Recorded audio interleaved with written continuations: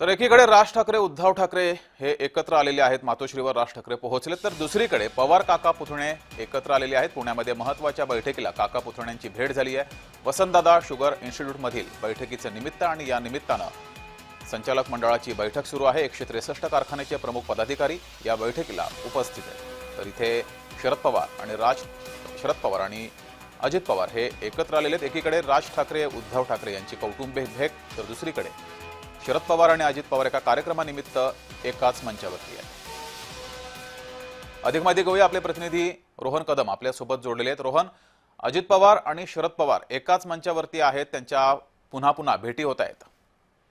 जगदीश, अगदी बरोबर आहे। खरं तर पुण्यातील वसंतदादा शुगर इन्स्टिट्यूट मध्ये हा सगळा कार्यक्रम जो आहे तो पार पडतोय। एका कारखान्याच्या कामासंदर्भामध्ये आज सकाळपासून चर्चा होती की या दोघांची भेट होणार आहे, परंतु राज्यभरातील सगळ्या साखर कारखान्यांचा आढावा जो आहे तो वसंतदादा शुगर इन्स्टिट्यूटच्या माध्यमातून चेअरमन असणारे शरद पवार आणि या कारखान्याचे या इन्स्टिट्यूटचे सभासद असणाऱ्या अजित पवारांकडून सुरू असलेलं पाहायला मिळतंय। केवळ इतके दोघच नेते नाहीत, तर राज्यातील सगळे कारखानदार असतील किंवा इतर मंत्रीगण असतील किंवा जयंत पाटील असेल, विश्वजित कदम असेल, विशाल पाटील असेल, हे सगळेच जण जे आहेत ते या बैठकीसाठी उपस्थित राहिलेले आहेत। आणि स्वतः अजित पवार आणि शरद पवार शेजारी बसून जे आहेत ते या सगळ्या कारखानदारांकडून आढावा घेतला जातोय। कारण का काही दिवसांपूर्वी ज्या पद्धतीने पाऊस पडला त्यामुळे अनेक ठिकाणी ऊसाचं पिकाचं नुकसान झालेलं आहे। त्यामुळे आगामी काळामध्ये साखर उत्पादन करणारी क्षमता असणारे ऊस निर्माण करणं आणि हे कारखाने जे आहेत ते यंदाच्या हंगामामध्ये जिवंत ठेवणं, या सगळ्यासाठी ही सगळी बैठक जी आहे ती अतिशय महत्त्वाची आहे। तसेच मागील काही दिवसांपूर्वी देखील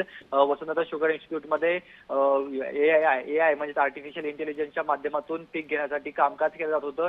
त्या दृष्टीने देखील ही संपूर्ण बैठक जी आहे ती सध्याच्या घडीला महत्त्वाची मानली जाते। आणि साधारणतः मागील 40 ते 45 मिनिटांपासून ही सगळी बैठक सुरू आहे। अजून तासभर ही बैठक जी आहे ती सुरू राहू शकते अशा प्रकारची शक्यता आहे। आणि स्वतः अजित पवार आणि शरद पवार शेजारी बसून या सगळ्या कारखानदारांकडून आढावा घेताना पाहायला मिळत आहेत।